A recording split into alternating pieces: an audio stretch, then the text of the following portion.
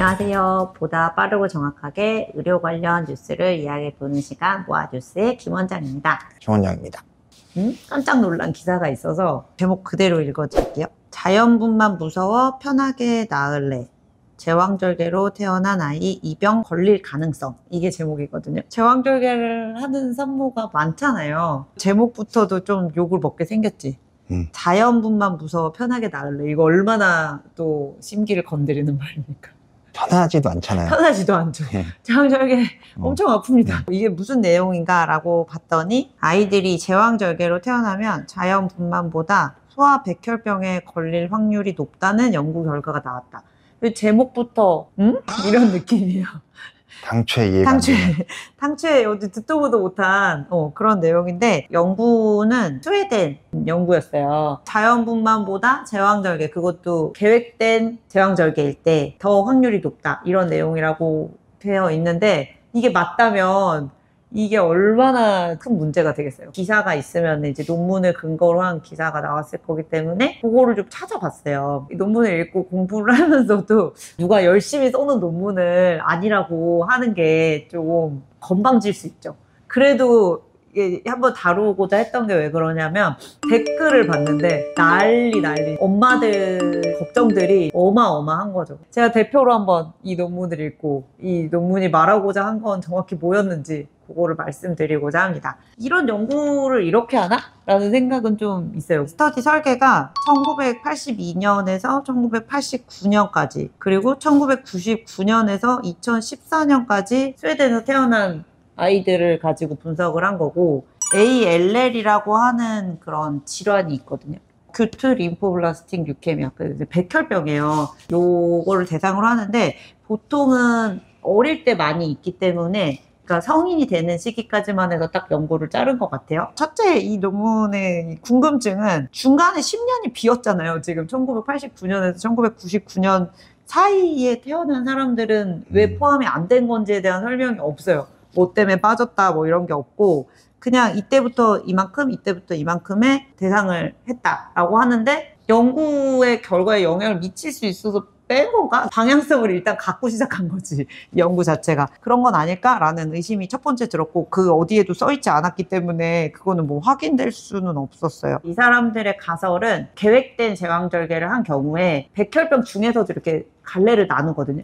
그러면 이제 그 군이 더 높게 진단됐다라는 결론을 내렸는데, 기전이 있어야 되잖아. 그치, 기전이 메커니즘이 있어야 되는데 그 메커니즘이 없고, 자기 생각에는 이렇게 이거를 하는데 산도를 통과하면서 이제 마이크로 박테리아에 대한 노출이 없어서 면역 체계가 더 건강하지 않다라는 그런 뜬구름 잡는 소리를 하고 있어요. 그리고 이제 이것에 대해서는 앞으로 더 많은 연구가 필요할 것이다. 말도 안 되네.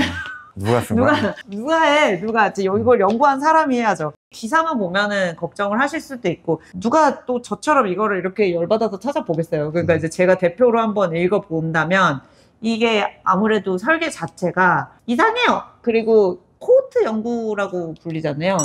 과거의 차트를 까서 뭐가 얼마나 영향을 미쳤는지 이거 관계를 비교해보는, 그러니까 정돈된 변수를 제어해서 실험을 해서 하는 그런 스터디가 아니고, 옛날에 차트를 까봐서 이렇게 됐더니 이랬더라, 이런 거를 보는 건데, 코호트 연구는 좀 이제 보통은 크게 할 수 있죠. 이게 정부에서 한다거나. N수는 되게 많아요. 시작한 거는 고시기에 태어난 애들을 대상으로 240만 명의 대상을 시작을 했는데, 너무 간편하게 했다 근데. 그냥 뭐 통계청 자료 그런 걸 그냥 본 거 아니야. 230만 명이면 스웨덴 인구에서 출생자 수를 다 본 거네. 야, 너무 쉽게 썼다. 그 중에 이제 뭐 10,000몇천 명은 이제 출생 기록 정보가 이제 뭐 로스돼가지고 못하고, 남은 사람들 중에 이제 나눠서 뒤에 그 우수리 숫자들은 다 뺐고요. 그 중에 자연분만한 사람이 200만 명, 얼추 제왕절개한 사람이 37만 명, 또 중간에 죽거나 뭐 이주한 사람들 빼고 나머지가 이제 그 대상이 되게 됐는데, 자연분만한 그룹 중에서 이제 결국 ALL, 백혈병을 진단받은 군이 999명, 제왕절개한 군에서 발병한 연수가 184명. 그래서 이거를 퍼센티지로 해보잖아요. 그러면은 0.05%로 똑같다? 그것까지 똑같아요. 그러니까 어떤 차이는 없는 차이는 여기서 일단 없는 건데, 근데 그 안에서 막 또 나눈 거지. 의미를 부여하기 의미를 위해서. 부여하기 위해서 얼마나 이거를 가다 막 이렇게 썼던 것 같아요. 이거를 읽다 보면은 그래 의미가 없구나를 누구나 알 거고 이 사람도 내가 볼 때는 쓸 때 알았어. 알았지. 알았어. 하나를 내야 되니까. 그리고 이제 컨클루전 부분에 가면은 앞으로 연구해야 될 게 더 많고 자신이 논문을 쓰는 데 있어서 고려하지 못했던 그런 팩터들도 다 써놨어. 이 연구의 한계점. 하지만 이제 기사에서 뽑을 때는 그것까지 이제 안 나오니까 당연히 이제 여러 사람들의 화를 불러일으킬 수가 있죠. 그리고 중요한 건 뭐야? 왜 그러면은 우리가 제왕절개를 했을까를 생각을 해야 되잖아요. 이 제왕절개를 하는 것도 사실은 뭐 원해서 하는 경우도 있지만 원하지 않는 경우에 하게 되는 경우들도 있어요. 뭐 예를 들면 산모의 연령도 중요하고 아니면 산모가 가진 위험성, 아기의 상태. 아기의 상태. 뭐 당연히 자연분만 하려고 하다가 그 다음에 갑자기 아이가 이제 뭐 기세에 뜨거나 그러면 갑자기 또 수술하게 되기도 하니까 안전이 제 1번이잖아요. 그거에 대한 그런 내용이 없어요. 어떻게 진행된 거에 대한 게 없고 제왕절개를 한 그룹이 너무 부당 경량한 작은 애들 있죠. 그 그룹도 더 많았고 너무 아이가 큰 경우 어쩔 수 없는 거잖아. 앞뒤가 바뀐 거네 이거는. 이 앞뒤가 다 바뀌었어. 그리고 산모의 연령도 다 그 제왕절개를 한 그룹이 높았고 산모의 당뇨, 임신 중독증, 비율도 높았고 감염, 산모의 오버웨이트 다 이쪽이 높았어요. 그러니까 고위험군을 가지고 한 건데 그러니까 이제 그런 팩터를 전혀 보정하지 못했죠. 조 원장님 말씀하신 것처럼 좀 쉽게 그러니까 이게 앞뒤가 바뀌었잖아요. 이게 제왕절개를 한 군에서 뭐 산모나 아이의 이미의 건강 상태가 좀 안 좋을 수 있다. 이거는 받아들일 수 있죠. 그럼요. 그렇다고 이게 제왕절개를 했기 때문에 생기는 거냐?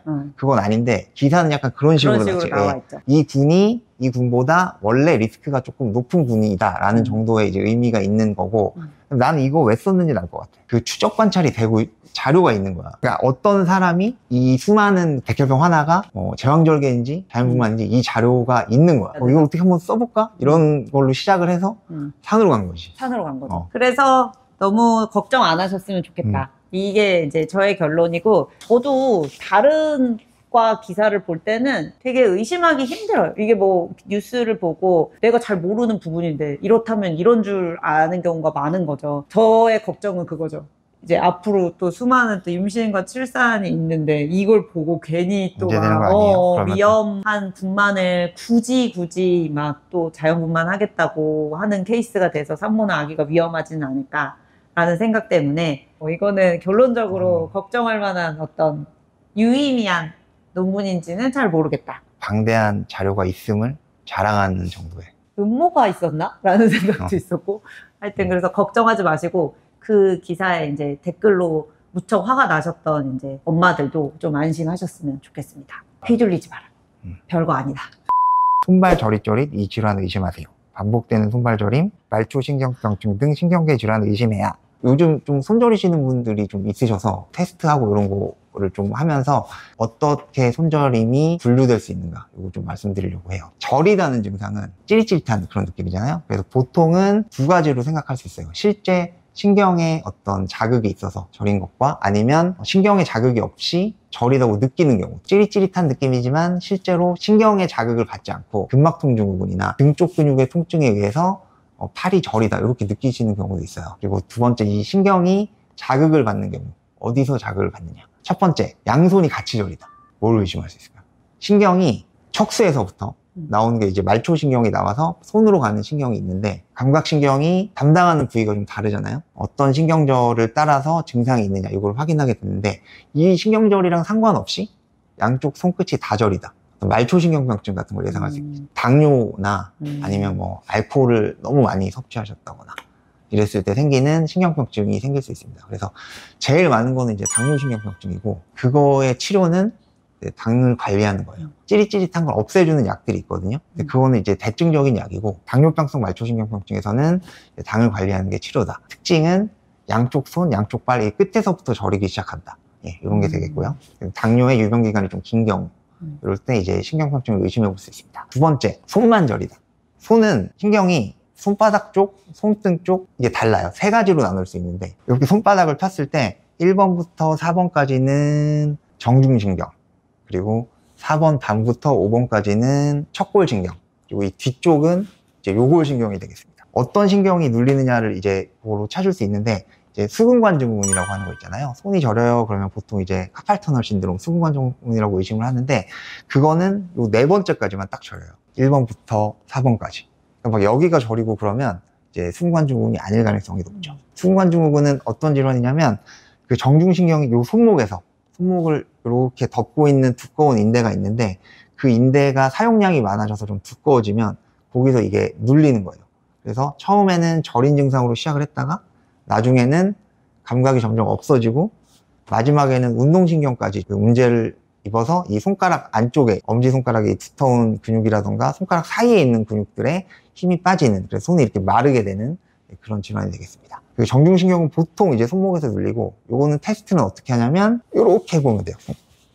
요렇게 하고 30초 정도 있을 때 신경을 자극하는 거예요. 그래서 정중신경이 자극을 받았을 때 이 1번부터 4번까지 저린 증상이 있느냐, 요거를 확인해 볼 수 있고, 심해지면 이렇게 두드리기만 해도 저린 증상이 생깁니다. 초기에는 스테로이드 치료 같은 거 할 수 있고요. 그 다음에 사용량을 줄이고 근치적으로 완전히 낫게 해주려면은 여기 인대를 트는 수술을 하기도 하거든요. 어떤 증상이냐, 얼마나 되느냐, 요거에 따라서 이제 결정을 하시면 됩니다. 척골신경병증은 보통 어디서 눌리냐? 팔꿈치에서 눌려요. 팔꿈치 안쪽에서 만져보시면 오목하게 들어간 부분이 있어요. 요 사이가 척골신경이 지나가는 자리인데, 얘가 사람에 따라서 바깥으로 이렇게 빠지는 사람들이 있어요. 바깥으로 빠지면서 얘가 눌리는 경우가 있어요. 일시적으로 이렇게 굽히고 있을 때 저리다, 이런 경우는 되게 많잖아요. 그리고 어렸을 때 여기 부딪히면 찡 하면서 아플 때도 있고, 그게 이제 신경이 자극을 받아서 그런 건데, 여기 경우에는 증상이 지속적으로 있으면 수술을 많이 하기도 해요. 수술을 요하는 경우가 아주 많지는 않고, 보통은 자세나 이런 것 때문에 생기는 거기 때문에 운동 방법을 바꾼다거나 자극을 주는 자세를 피한다거나 이러면 잘 해결됩니다. 그 다음에 뒤쪽, 손등으로 가는 신경, 팔의 이 뒤쪽으로 가는 신경은 요골신경인데, 뭐 팔 많이 배구했을 때 손등이 이렇게 올라가는 게 마비되는 경우가 있어요. 이거는 팔쯤에서 많이 눌리는 신경이고, 실제로 감각신경 증상이 나오는 경우보다는 눌렸을 때 운동신경, 손등이 안 들어진다거나 팔이 안 들어지는 이런 게 있는데, 시간이 지나면 낫는 거기 때문에 보통은 이제 기다리면 됩니다. 그 이름이 800에 해줄 때 허니문 팔씨? 허니문 팔씨. 신경이 팔 쪽에서 된 게 이제 단일신경병증. 이 세 가지가 이제 손저림을 생길 수 있게 만드는 신경 증상이 되겠고, 디스크. 한쪽이 저리죠, 보통은. 이 디스크는 어떤 분절에서 신경이 자극을 받느냐에 따라서 달라요. 요건 6번 신경, 여기는 7번 신경, 8번 신경, 이렇게 눌리게 되는데, 손이 저리다고 했을 때 가운데만 이렇게 저리다. 그러면 정중신경도 아니고 가운데만 저리니까 디스크를 예상해 볼 수 있겠죠. 어디가 저리느냐에 따라서 목병변인지 손병변인지 이런 거를 대충 예상해 볼 수 있다. 사실 손 저린다고 해서 가셨을 때 갑자기 막 목 사진 찍고 이런 경우가 있는데, 이게 다 이유가 다 있다.